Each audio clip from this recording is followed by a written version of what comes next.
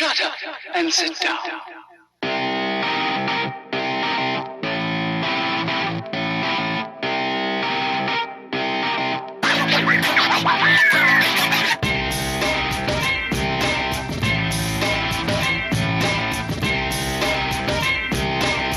So hello and welcome to Pints and Politics. I'm Jeff Rutledge, the host and creator of the show, and I'm lucky enough to have friends from all across the country with the education, knowledge, and experience to be able to provide me with insights on issues here and abroad. So luckily tonight, I've invited two of those, Robin and Laura, to join me as we address our first topic, which is leadership. But before that, I'm going to explain a little bit about what Pints and Politics is. I'll let Laura and Robin introduce themselves, and we'll go from there. So, what is Pints and Politics? Well, basically, it's when I've had all of my best conversations about politics in this country, it's usually been over beers. Probably a few in a couple of dark watering holes here in Ottawa. But I think for all of us, and we can agree, that's really where you kind of get down to the nitty-gritty. And you can adhere to what are my two rules for the show, which is no spin and always cheers your beers. So that's what we're going to try to achieve with the show, is sticking to some honest conversation about politics here in Canada and addressing some of the issues as they pop up. And we'll do our best to kind of approach them from an interesting and hopefully a bit comedic way. So first off, I'll let Robin introduce himself, and then Laura, you can take it away after that. Thanks, Jeff. My name's Robin MacLachlan. I work at Summa Strategies. It's a public affairs consulting firm here in Ottawa. My political background is of the Orange Stripe. I came to Ottawa back in 2004 to work for former NDP leader Ed Broadbent. I continued to work for the Ottawa Centre MP Paul Dewar, who's a former foreign affairs critic for the NDP. And I've been working in the consulting world for about 8 years now, and enjoy my politics with a dose of pints of beer. I find that helps to cut through the spin. That's it. All right, Laura. Thanks. I'm Laura D'Angelo. I work with Wazuku Advisory Group, also a public affairs firm here in Ottawa. I am red, so I'm a liberal, but my background is, unlike most people in the city, not political. I was an event manager before I fell into politics. And loved it and fell in over beers. So That's how it is. Here we are. Great. And so a bit of background for me. So we have our dipper and we have our liberal, and then everybody needs their favorite conservative. So I started out working on the Hill here in Ottawa, and then have taken the dive also into the consulting and lobbying world. So we're all kind of in the same realm, and I think that's probably how it is how we all kind of came together over common interests and that sort of thing. So you've got the whole spectrum here. We're going to try to keep things balanced and again, try to stay away from too much of the Kool-Aid of any party. So let's actually start, because I think this is the best way to get it going, is let's crack open the first beer, and we'll do a bit of a quick review on it, and then we'll get into the politics. So we've got Sawdust City Co.'s Ol'Woody, and so I've actually been to the brewery in Gravenhurst, Ontario, and there's some good guys running it over there, and yeah, I've actually never had this one before, but we'll see what happens. This helps cut through the Kool-Aid. That's it. Let's see. Laura's already making a mess. I did. I already spilled. That's all right. Well, we want you to spill the beans. That's how it goes, right? Yeah. All right. So again, always cheers the beers. So here we go. Cheers.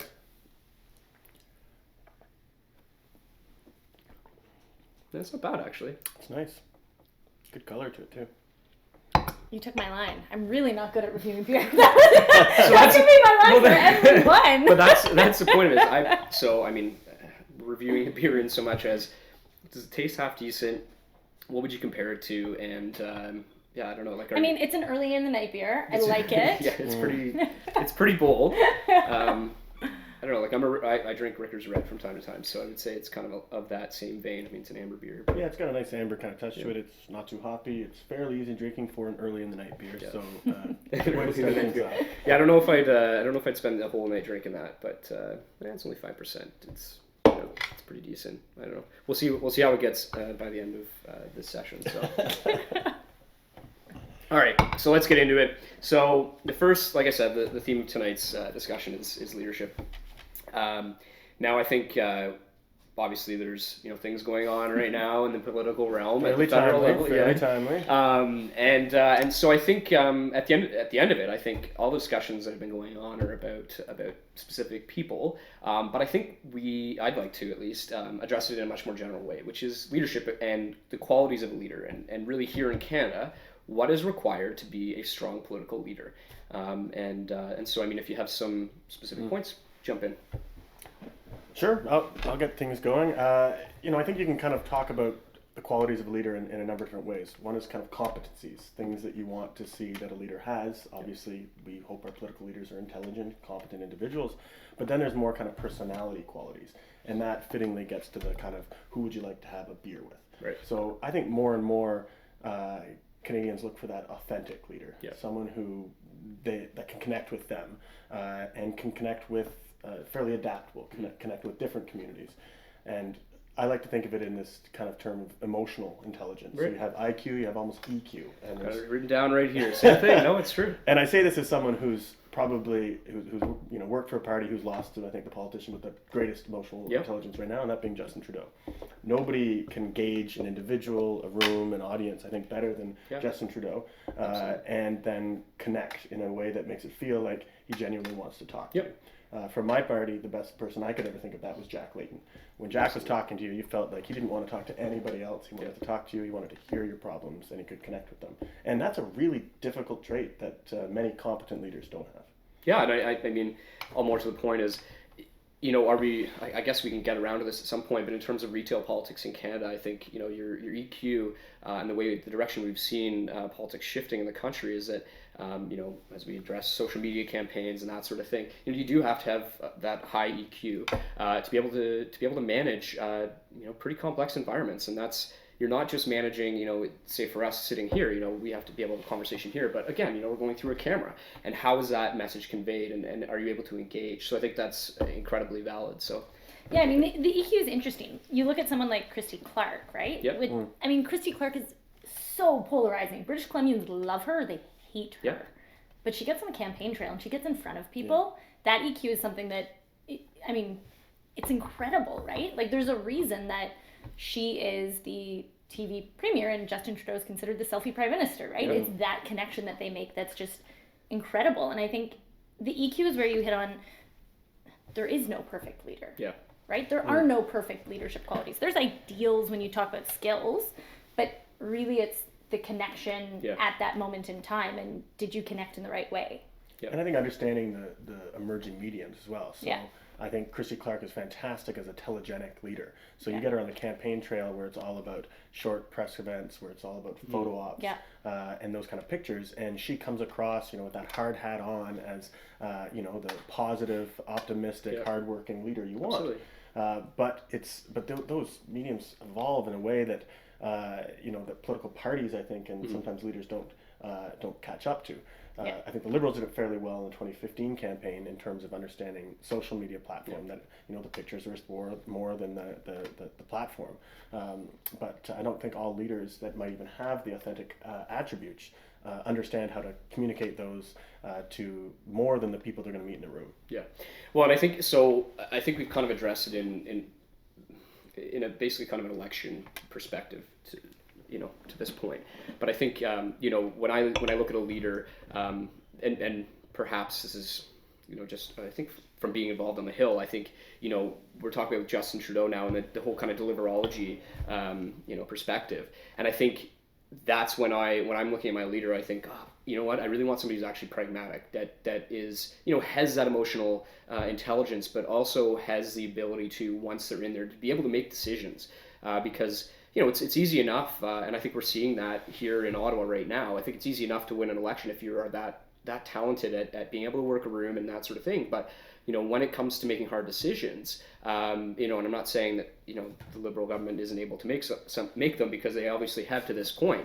The pipeline is an example, but how do we ensure that the leaders have that decision making ability, and is that a necessary quality in them, or is that just a required quality in the people around them?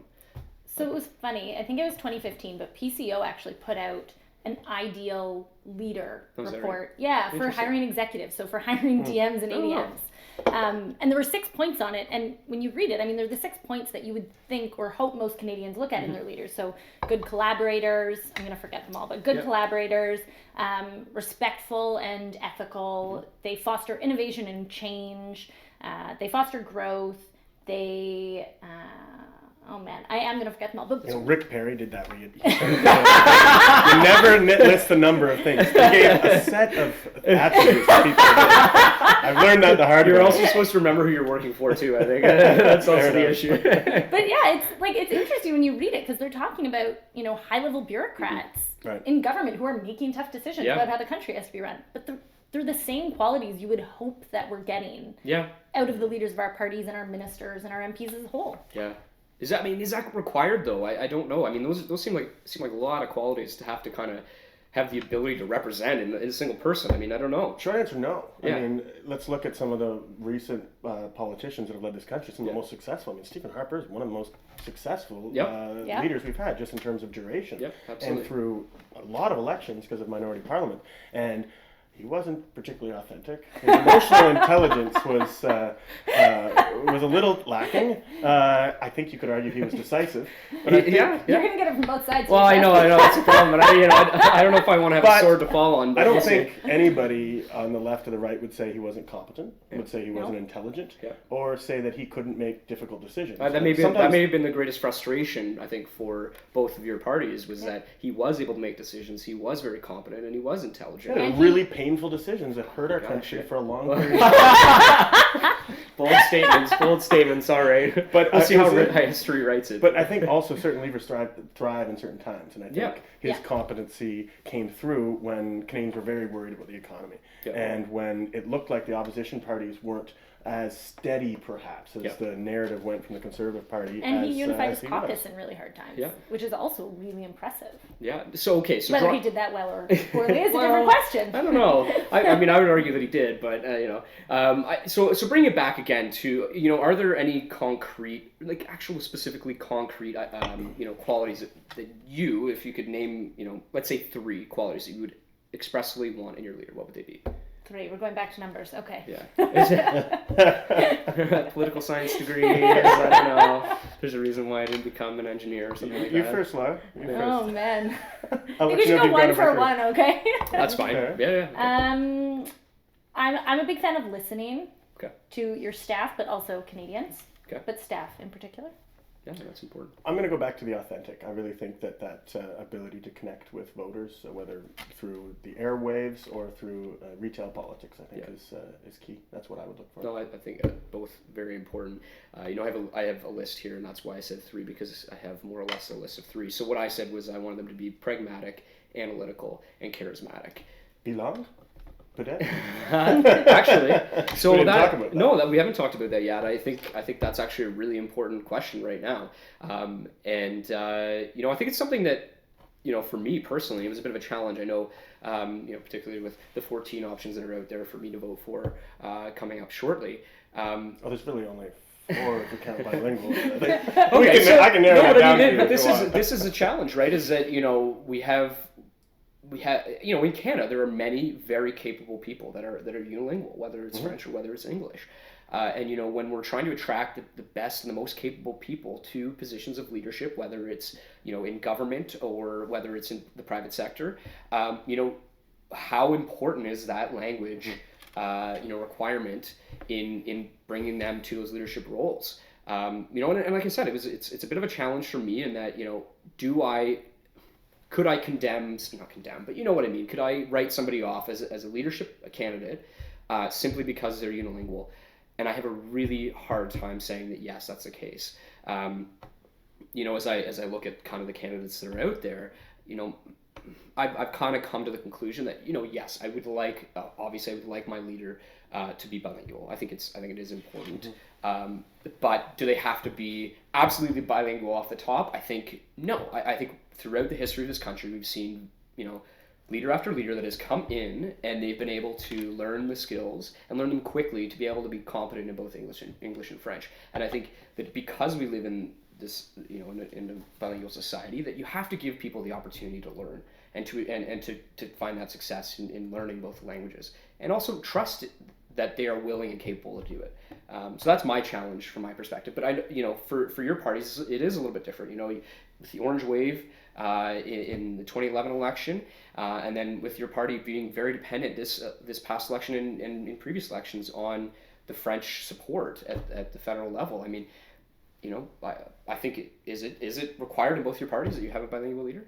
I would say yes, but I might shift it in saying a leader that can communicate in both official languages and connect. Absolutely. So Jack Layton's French was not great when he became leader of the NDP, but he was a Quebec native from an Anglophone part of off the island of Montreal, and he had an ability to communicate, and he also had the courage to do it, and courage is a big part of it. Will you go into Saguenay, Quebec? Will you go into Rimouski? And will you go glad hand and communicate? And can you connect still in the French language abilities you have? And Jack Layton came across as someone that could do that. And it was kind of almost came across as a bit of working class French. And he struggled through it. And it got a lot better on the job, just like Stephen Harper's did. Absolutely.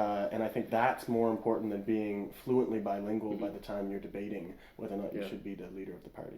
Yeah, I couldn't agree more. And the only thing I would add is I like when I see it going both ways, right? I like seeing when we have MPs fully francophone MPs who are just learning English, elected and appointed to cabinet. I think that's also really important. I think it works in both directions, but really it's the confidence and willingness to do it, right? Like a little bit of it is you're willing to do it not just because you have to win an election, but you're doing it because it is a huge chunk of our population. It's more than just Quebec, right? Yeah, it's absolutely. New Brunswick, it's Ontario, it's Manitoba. It's a really big, important piece of us. Yeah, no, I think valid across the board on that.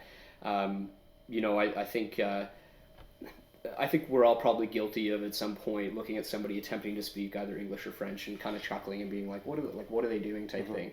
And I think we do ourselves a bit of a disservice when it comes to leaders in this country and not giving them kind of the chance.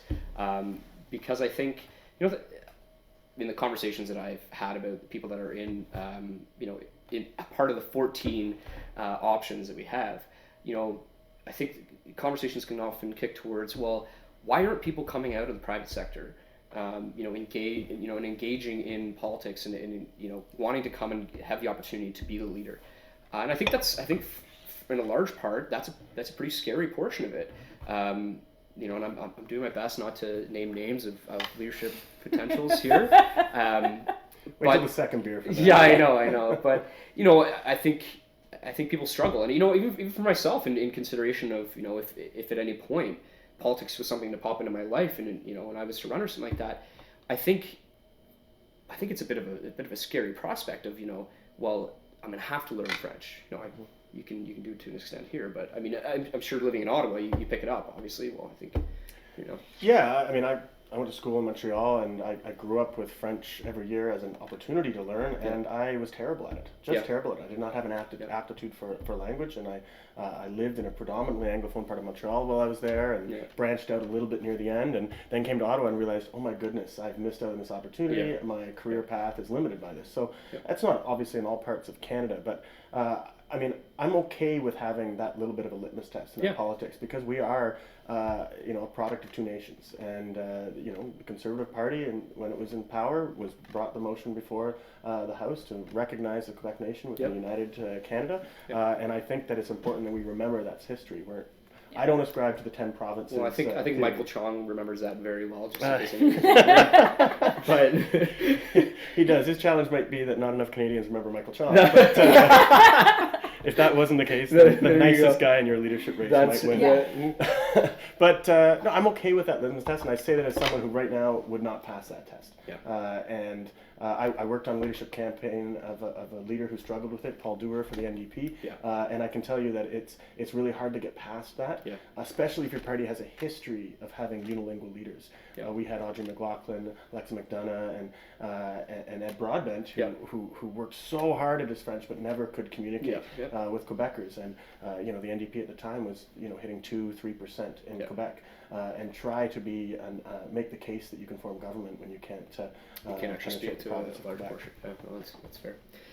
All right. So what I'm going to do now is I think we've kind of addressed it in a pretty specific way. I think we've kind of beat around the bush on federal politics, but in terms of the qualities that we kind of expect of our leaders, and I kind of mentioned you guys earlier about the concept of perhaps John Tory as an example of leaders who have gone through provincial politics, municipal politics. I mean, that tends to be a bit of a habit for a lot of people who find themselves in the House of Commons, that they've done the city councillor, then they run for MP and that sort of thing.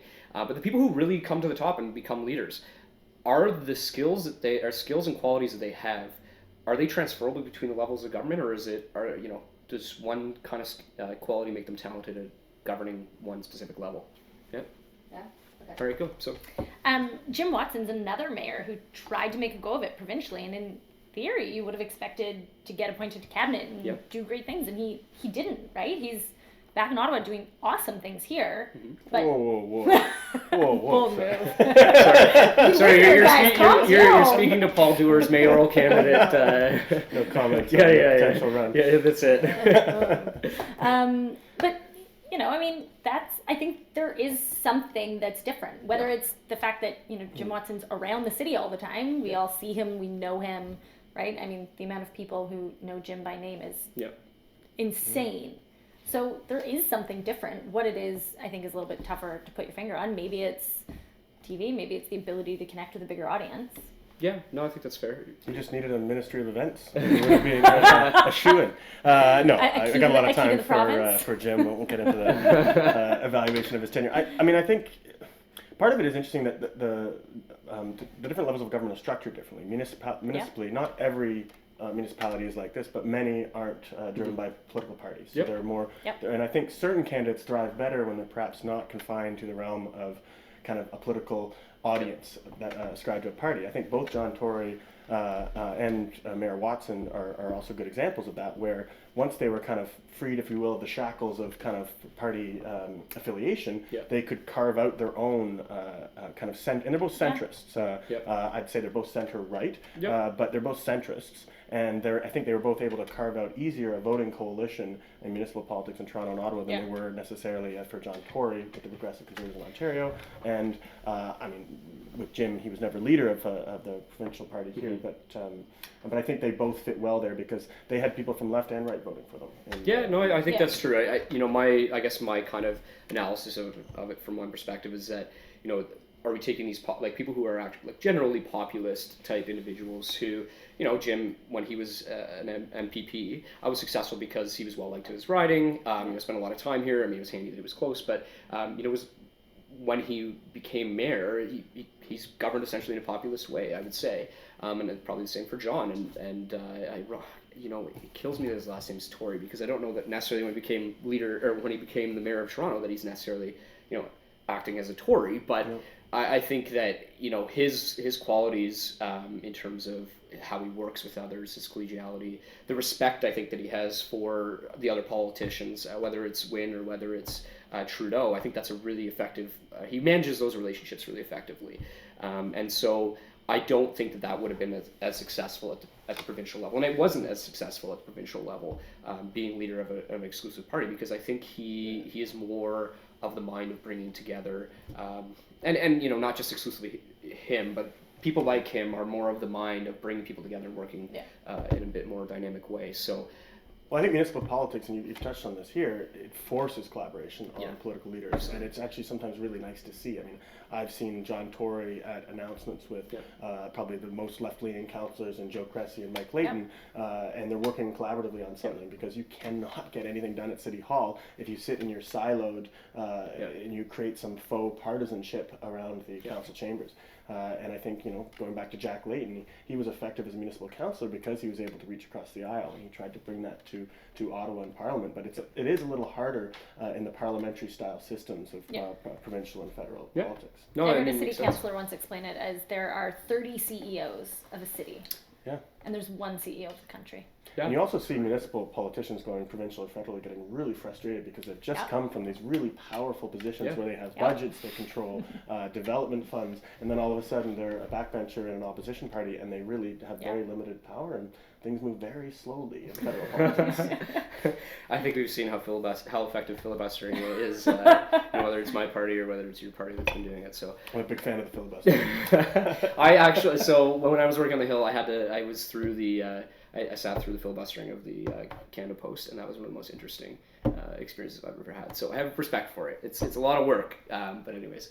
So I think that kind of brings us to the end of that portion. I'm not sure everybody's opinion on the beer at this point, but why don't we try a new one, and we'll see how we do on that.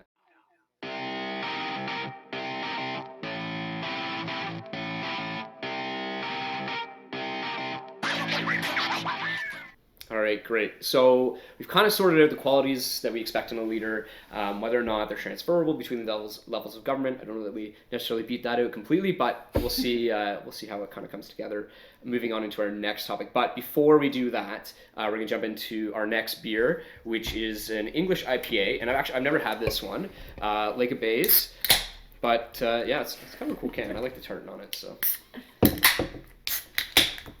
Seems very classy. I've had a few Lake of Bays, but I've never had this one.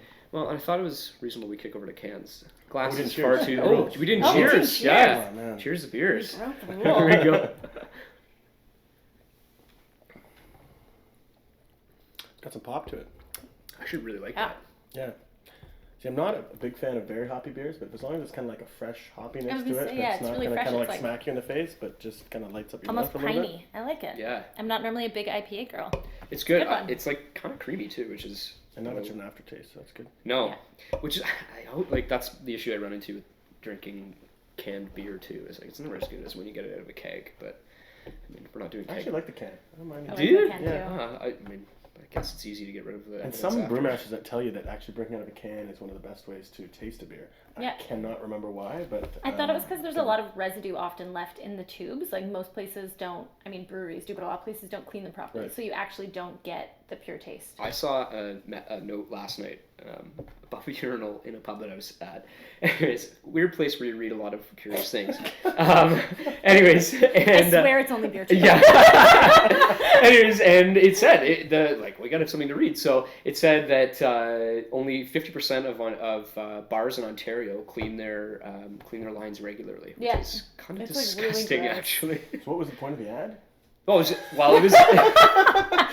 Leave immediately. Clean your lines regularly. Gotcha, I think it's what gotcha. no, I think it's promoting that they Like clean their people lines. behind the bar and Yeah. in the bathroom. Exactly, but I've expected this to be a Michael Chong ad. Yeah. Like that, given the way things have gone. Vote Michael Chong. all right. Well, I quite like this, but I'm just realizing it's also 6%. So if you didn't have Alright. much heat before you came here, you might start feeling it at this point. But All right, well, Okay. this should be a good we'll discussion. see. So next topic, we're gonna move on. Still keeping in the topic or the theme of leadership is, when we look at the leaders that we have across this country, and I think just of whether they're from corporations or from the political environment, but we'll keep it to political more or less. What do our expectations of those leaders really match the reality of what they're able to deliver? So I'll frame it in this, that, if somebody gets elected as mayor, promising to deliver perhaps, I don't know, maybe a light rail line, as an example, should we have the expectation they're actually going to be able to deliver on that? Or if at the provincial level, if they're going to deliver, massive changes to healthcare, that sort of thing. Given the overlaps in jurisdiction in this country, should we reasonably expect that people are going to be able to deliver on the promises they make? I think we should. I absolutely think we should, because my biggest, I think, disdain for political leaders comes with the broken promises and the tall tales that get told during elections, and that goes to every single party and every single leader. That said, I really do think, as a voter, I tend to temper and manage my expectations because I've just been fooled so many times before. So I do think that, but I mean, in part, a campaign's job is to raise your expectations to, unmanageable places. I mean, the NDP took a lot of heat for saying we're going to balance the books. When, Liberals said they were going to have a $10 billion deficit, and we're dealing with the second $30 billion deficit. But, we were going to balance the books, so we can never criticize anybody's. But my point being that I think we should absolutely hold our leaders to account for the promises they make, but maybe perhaps the leaders should start making their promises to be a little bit more manageable. Fair enough. Where do you stand on this one? I mean, the goal of a campaign is to raise expectations and make us believe in something bigger, no matter what party it is. I like to think we're Canadian voters are reasonable enough to know that that is something the leaders are also striving for, but that there is a reality of this huge machine, not just at the federal, provincial, municipal level, but they're all tied together. Be nice if they tempered promises. I don't see that happening. It's too much fun to not temper them. But I mean, there's different types of promises too. There's very specific promises, and that's where I get pissed off. That's to be fair. honest with you. So when you say you are or aren't going to support something, Yes. you're going to bring in a very specific policy. It's one thing to talk like. Yep. I mean, Obama's first campaign was very lofty. And it was visionary. And I think when you're talking about vision, when you're talking about values, Yep. when you're talking about those things, reach for the sky, because Yep. that's what I want in my political leader. Yep. But when you're talking about how you're going to vote on something, or a specific initiative you're going to support or not support, Or how you're thinking- literally going to vote. Yes. How you're literally going to vote. I It's a think big distinction. It's distinction. I think that's a little bit different, and I think politicians should be held to account for that, because because I think a lot of people get extremely disappointed by that, and the politicians try to be all things to all people, Yep. and that's not possible. Nope. So we should, as voters, punish them when they fail to make those reasonable commitments. I think. So we'll touch back on that in a second, but I'm certainly not bitter about any No. specific things right now. So Not at all. We'll touch back on that in a second. Pipelines, not upset about anything as a voter right now. No. Not at all, right? So we'll come back Really to feel the opinions. punishment aspect of it. I'll cool off with my yeah, beer yeah, over yeah. here. Get back into that 6%. I'm going to prep with mine. That's it. So back to expectations versus reality. Should we expect them to fall through? I mean, I think we should hold them to account when they don't. Yep. That's all we can say. Like, yes, of course we should expect them to follow through on specific promises and hold them to account when they don't. I think we should also listen if they give us an explanation why, which sometimes we get and sometimes we don't. And if we're fortunate enough to get it, hopefully there is some real explanation and not just spin in there. Yeah. Right? Which I don't need to, we all know it. No, I mean, right? yeah. But I think it's important to hold them to account, and I think it's important for MPs to hold them to account too, right? Especially in a majority. It's important that backbench MPs hold cabinet to account as well, and sometimes that means voting against, and that's okay, right? Is it okay?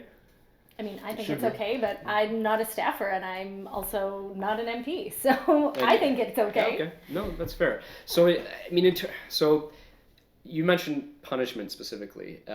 Maybe a strong word. No, but I don't mean but corporal punishment. No, I mean electoral. But I think punishment. it's okay. So electoral punishment should there be other mechanisms to hold people to account for their actions? I mean, recall obviously gets kicked around from time to time on different issues, whether and I've heard the bubblings about it on electoral reform and that sort of stuff.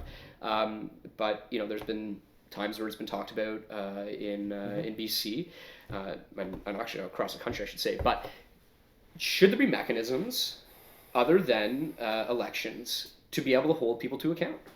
I'm a Democrat. I'm not a direct democracy or a big fan of plebiscites, recalls, anything like that. We elect people to a mandate, and you have to understand that there has to be some flexibility in that. You want your government to be flexible to the times, to the realities, and to be frank, to legitimate advocacy, not money lobbying necessarily, but legitimate advocacy. So I want that to be a coherent viewpoint to the view that I think that they should be held to account for specific commitments. But one thing that I think is also really important is to recognize that politicians are humans, and I think it's one thing to hold them to account for their specific commitments to the electors, but it's another thing to realize that if we expect them to be superhumans and that they aren't going to fall victim to the same mistakes and weaknesses we all do, then nobody's going to ever run for political office. Fair enough. I think we're kind of all in agreement on this more or less, and maybe I'm wrong, but I strongly believe, and sometimes election outcomes are disappointing for you in terms of your beliefs and the things that you value. But I'm of the same opinion.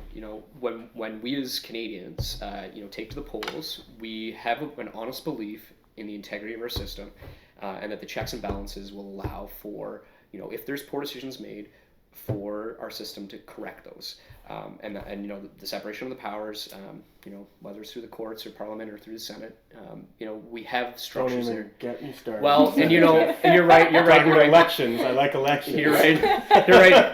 But as a lobbyist, the Senate just came that much more valuable to you. So, No comment. yeah, exactly. But I mean, I think my hope is that there's capacity in our system, and I honestly believe there is, to be able to maintain the balance on those sorts of things, and that, you know, when we get to the next election, then we can correct, you know, if we believe we've gone too far one way, and then we'll come back. Yeah. So do you have any? No, I mean, I'm the same. I don't think recall's the right way. We elect our representatives, and they're humans, they make mistakes, but we also need to hold them to account, right? Canadians should be vocal when there's a problem. They should be writing letters. They should be starting petitions. They should be protesting. They should be using the channels they can to advocate for what they believe in, and hold their elected official to account when they're not representing them the way they expected. That's the point, right? That's how this system is supposed to work. And I mean, it may be very frustrating when you're on the inside. I mean, you know, I remember walking out of my office on the Hill and going, I don't understand, like, do these people not have anything better to do than to be here protesting against this? And I think now, being out and away from it a bit, I realize more and more that is really valuable, that they're able to stand there and say, you know, I don't care if I completely disagree with them. If they're standing there screaming at the top of their lungs that they believe in one thing, then that's great and that's important, and somebody's going to listen, somebody's going to hear that, and I can, you know, I have just as much of an opportunity to stand there and say, this is what I believe as well.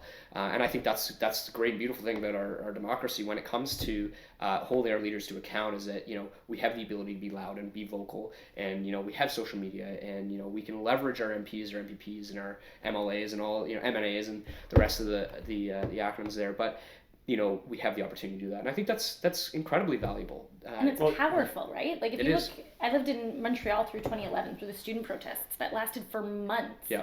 And it was valuable. Like, whether you agreed or not, by the end of those months, you knew what the issues were.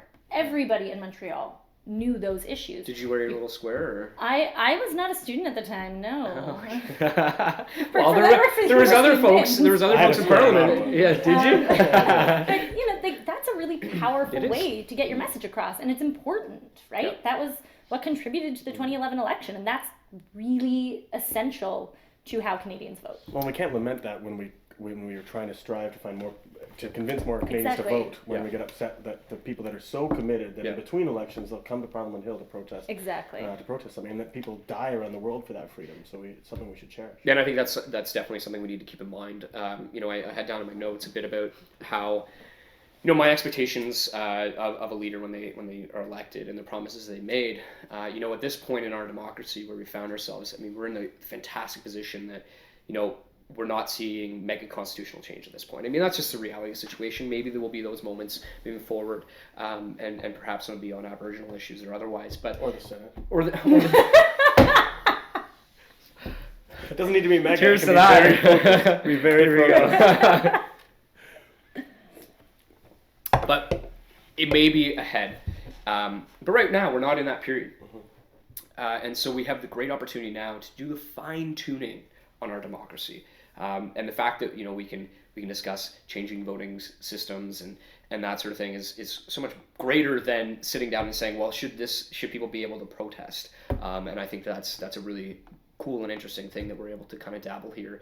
And I think that, you know, bringing it all back to the leadership realm that we've talked about in terms of the qualities and the ability of those qualities to go up and down through the different layers of government, you know, we see our leaders coming into positions of power, and they're having to make tough decisions, and they seem very tough in that moment. But you know, in the grand scheme of things, are we inflating the issues too much? Should we be viewing, like you're saying, view them as being humans that are going to make errors and that sort of thing? Are we conflating these issues too much? Is that perhaps a problem on it? Well, I think it's interesting. I think we both, as an electorate, our expectation management, both when they're in office and when they're running for office, is far from realistic. So we expect politicians to be superhuman when they're in office in terms of being immune to fallacy. And then we allow ourselves to think someone can make everything better. And I think Justin Trudeau is an interesting example where for a very long time, everybody projected onto Justin Trudeau exactly who they wanted him to be. Yeah. And I think a for a good very long point. time, That's a very Justin valid Trudeau point. was able to be everything to all people. Like, I can't wait to have Justin Trudeau in there because he's going to fight for the Keystone Pipeline. He's going to get the oil sands going again. Yeah. I can't wait for Justin Trudeau to get in there because he's going to turn off the pipelines and he's going to make sure that we don't destroy the environment. And it was possible in the way that he campaigned, I think quite nimbly, for different segments of the population to have a different view of him. Now, that obviously makes it very challenging to govern in a way that you live up to these expectations. In a very different way, and as a New Democrat, I can't believe I'm making this comparison, but Barack Obama's presidency and election was similar to that. But it was less specific. It was more in terms of just of the hope and optimism that I think the American people, beleaguered by years of George W. Bush. Sorry, Jeff. That's fine. I'll be honest with you. I miss George W. Bush. Well, I was literally last night. I went to my bookshelf there, and I was like, oh, where's my copy of Decision Points? Because I wanted to go back through it and talking about leaders, and I was like, because it's a very well worn copy. But I miss him too right now, given the environment we're in. Hope I'm not crossing the border anytime soon after that comment. But anyways, sorry, go ahead, Laura.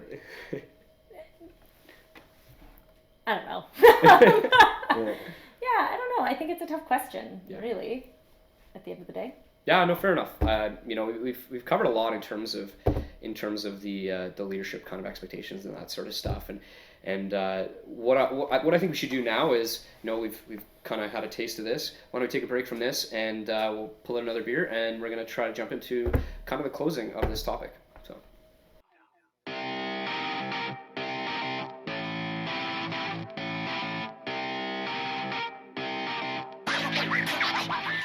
All right, great. So again, we've touched on a number of different topics here. So we've addressed qualities of a leader, whether that transcends through the different layers of government, that sort of thing. But I think something that's kind of important to me, and I think important to our generation at this point, is really how do we foster leaders in Canadian politics. I'll preface this with I see all of our parties right now, and the Liberals have a fantastic leader. He's going to be there for quite a while.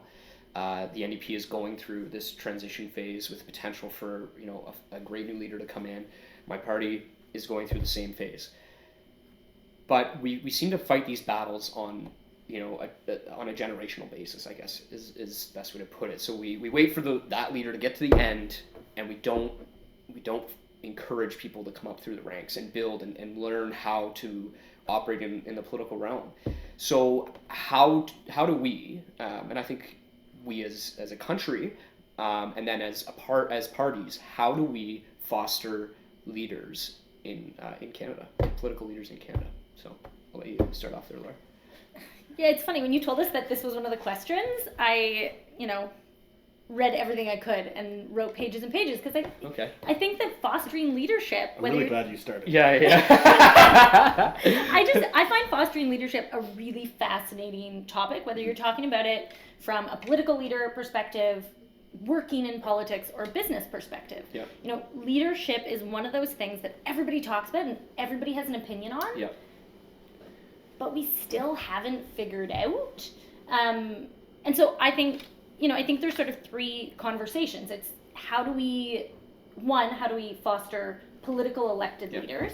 Two, how do we foster leadership in politics and government? So from a staffing perspective, right? How do we make sure it's not just, frankly, a bunch of 22-year-old kids fresh out of their poli-sci degree who want to do it so badly? How do we get great people from all different areas of the country and all different sectors involved? And then the last one is, how do we foster leadership outside of, and I'm going to say it being the only one here, outside of the white male population. And you cannot talk about fostering leadership in politics without having a really serious conversation about minorities and women and how do we get them involved at all levels, whether elected or staffing. Yep. No, I think that's very valid. Go ahead, Rob. Yeah, you totally changed where I was going to go with this. But no, because I think the last point's really important. And I don't think it's as much about fostering leadership so they can be leaders. It's about facilitating those leaders to access the power. Because to be honest with you, there's plenty of leaders in the underrepresented demographics, whether that be Indigenous people, women, people of color in Canada. It's the fact that our system, just by statistic and by any of the pictures you look at Parliament, have still resisted fostering at least a diverse elected representatives. I mean, even now, and there's a lot of talk about a gender-balanced cabinet for Justin Trudeau, but the government caucus is still not even close to being on parity. I think it's not even 30%. So we can talk a lot about what political parties can do for that, but in terms of, I think there's also other barriers that seem to be natural to politics, because yes, we want people from all walks of life to come and support our political leaders, but I want to be able to continue to inspire those 22-year-olds to come and join politics, whether as a staffer or to run for office. And the vitriol, I think, is really quite of a deterrent. And I thought about this. Is it greater now? Is it harder now? And I don't actually think it is. I just think it's more penetrating. You could perhaps ignore the front page of the Globe and Mail if you didn't want to see what people were saying about your decision, and what to do with the women and men who serve in the armed forces. But with social media and with kind of the more open nature of political communication now, it's incredibly penetrating and empowering to some of the scariest voices in our society. The fear-driven hatred that unfortunately still lives in many dark places in our society are empowered by social media and the anonymity it provides. And I think that's quite a deterrent. And it's also constant, right? Not only is it constant on social media, your phone makes it constant to see. You can ignore the front page of the Globe, but if everyone you know has emailed it to you, texted it to you, tweeted it at you, sent it to you, you can't ignore it, right? That's impossible. So I think to that point, something that I've had discussions with a number of people about is the view of politics in Canada now operating echo chambers. So because of social media, I wake up, my newsfeed is very different than your newsfeed on Facebook as is yours, and I'm sure Twitter, and I do my best to expand my Twitter universe or Twitterverse and the like, but I think that we can those anonymous people are putting it out there, and it bounces around and it magnifies, right? So you have this echo chamber of, you put out the ideas that you believe in, and they're going to come right back to you, and they're going to be reinforced to you. And I think it's a real challenge to fostering leaders in their different, in politics or otherwise, is that we are young people are coming up through these environments where, whether it's negative or positive, the echo chambers that they're operating in are either beating down the messages that they believe in, or they're magnifying the negative ones that they support.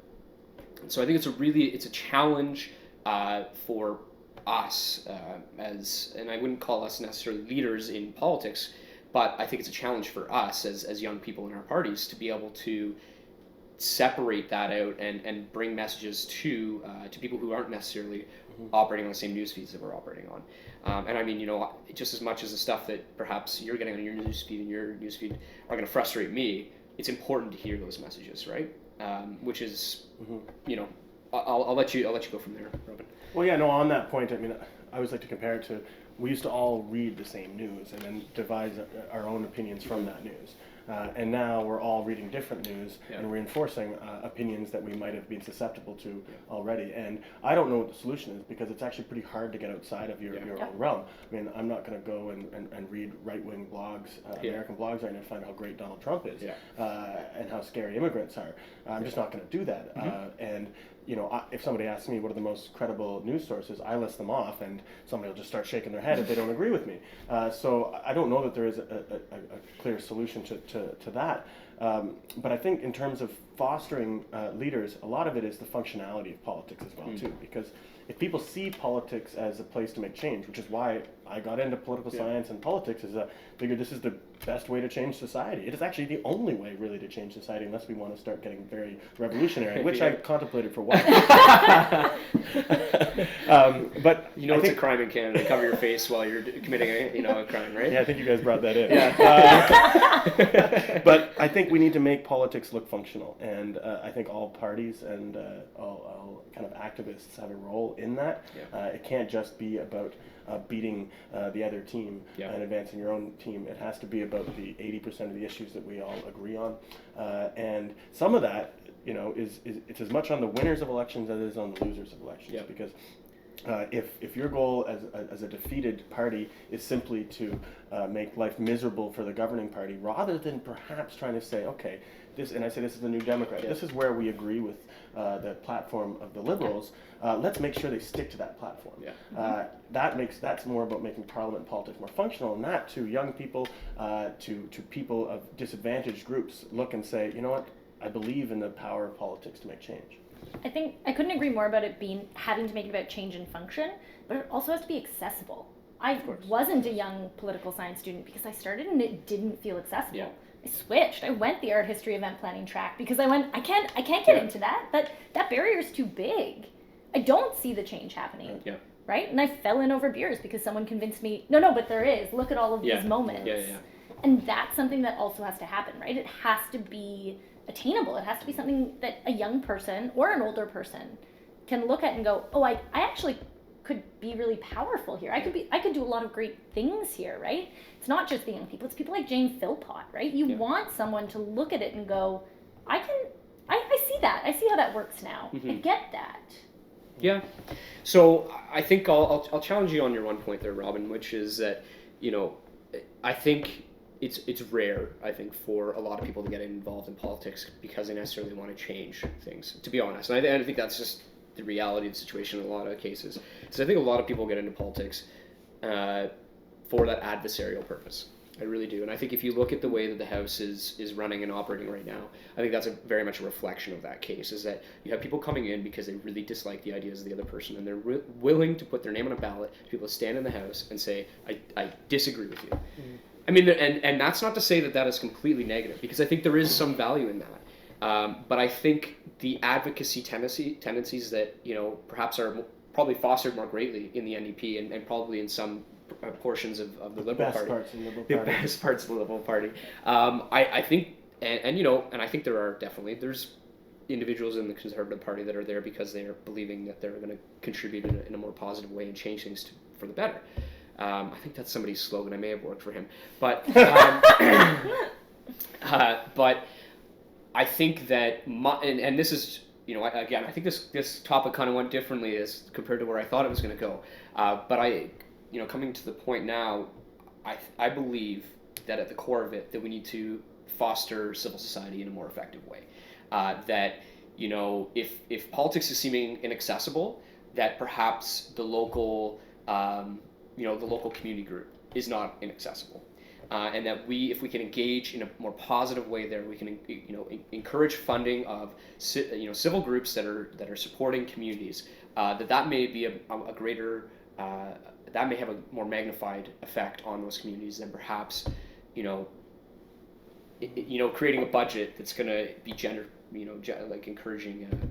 Sorry, what was the term that was in the budget? Was it first gender analysis, gender analyzed budget? Yeah, so I think that may be more effective. I mean, correct me if I'm wrong, but I think that not only does that kind of take the portion of the advocacy perspective, because I think when you're dealing at a community level, it's very specific issues, and you can see that you can affect change, but it also deals with the kind of the other aspects of the leadership that we've spoken about, which is you're then engaging with other people. You're learning the value of that emotional intelligence.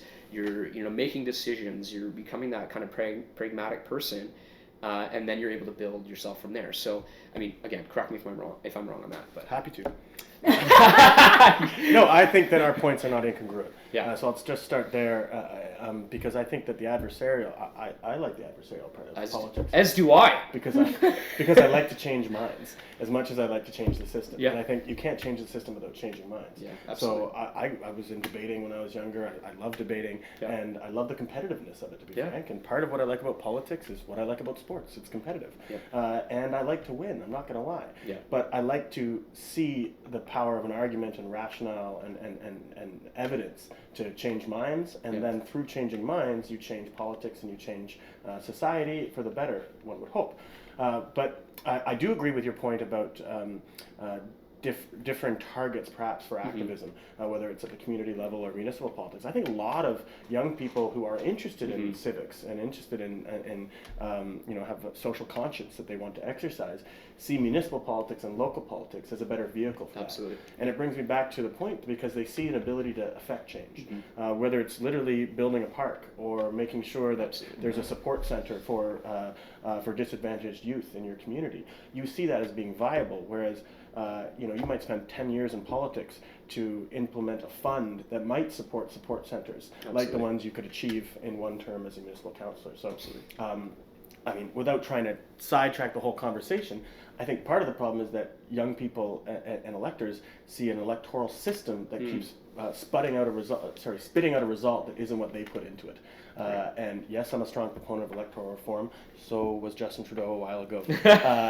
But I think that we have to look at what are those systemic problems, whether it's the unelected Senate that people see as like, why would I get into politics when these buffoons are running around making arses of themselves, pardon the language. And that Canadians don't understand. And Canadians don't understand why they're there or how they can get rid of them. Yeah. And I think that there are systemic problems there that need to be addressed, and I will give them credit, they're really hard to address because they take a lot of political capital, and you only have so much political capital when you're an elected leader. Yeah, you can expend a little bit more of that, I think, earlier on in your mandate, but some people choose to do that and others don't. But I think you're absolutely right. I think it's hard for me, looking from my perspective necessarily on politics. I had the great opportunity to start into it when I was reasonably young, but that's not the chance for everybody. And I think that's why I, say that, that's why we should be investing in these smaller, more community-focused programs, because that's where you can really deliver. I'm going to go right back to that saying again, deliver change. Yeah. But you can. Sorry, Laura, jump in there. No, I think Robin's right, though, that it is easier to get involved in something like municipal politics or even provincial when you're young, right? And there's opportunities there. They exist. They're not being fully maximized right now, I don't think.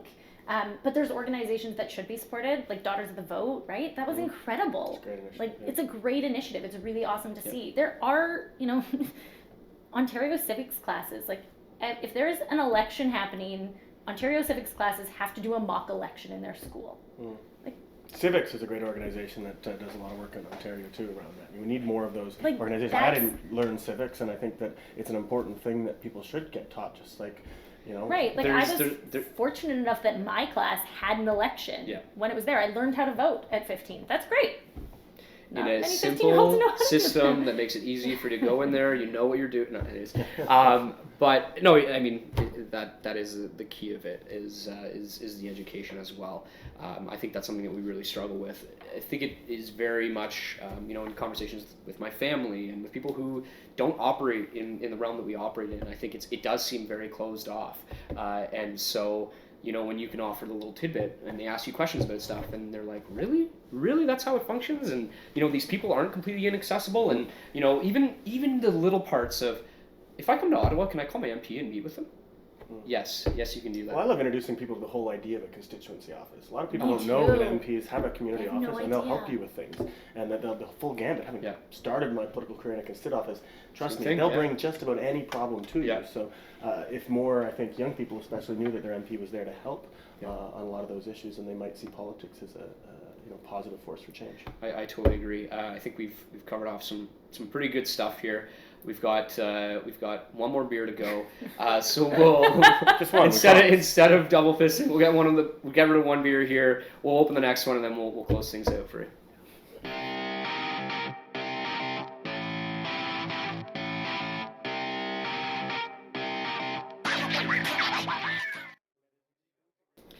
All right, great. So we're back with our last beer. I think it's very fitting. It's from Gananoque, actually. So we're not too far. We're pretty close. We're pretty close. It's 100-mile dialect, but it's pretty close. So our final beer is the Naughty Otter Lager, which I purchased not only because the can is orange, which is it's supposed to be the one you immediately pick. I think isn't that what orange doesn't seem to work always. Clearly not. So. But anyways, the Naughty Otter, it is a lager, so it has, we'll see what it looks like. Cheers. Cheers.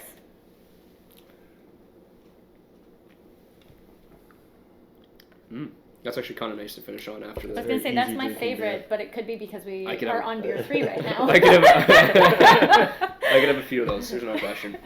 That's really light. Like it's pretty. Yeah, it's really light. Pretty chill. Yeah, It's a good summer beer. nice easy drinking. That is a good summer beer.